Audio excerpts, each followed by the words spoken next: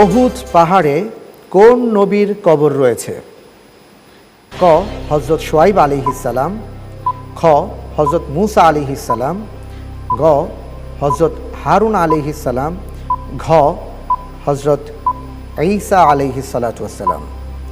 অহুদ পাহাড়ে কোন নবীর কবর রয়েছে?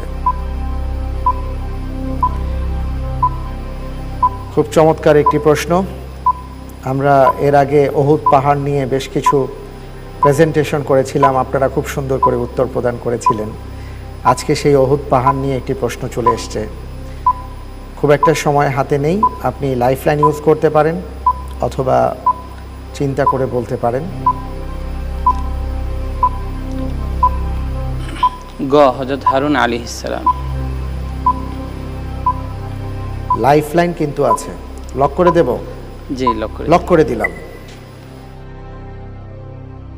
আমরা সঠিক উত্তর কিনা জানতে চাই। উত্তরটি সঠিক হয়েছে। অনেক অনেক অভিনন্দন।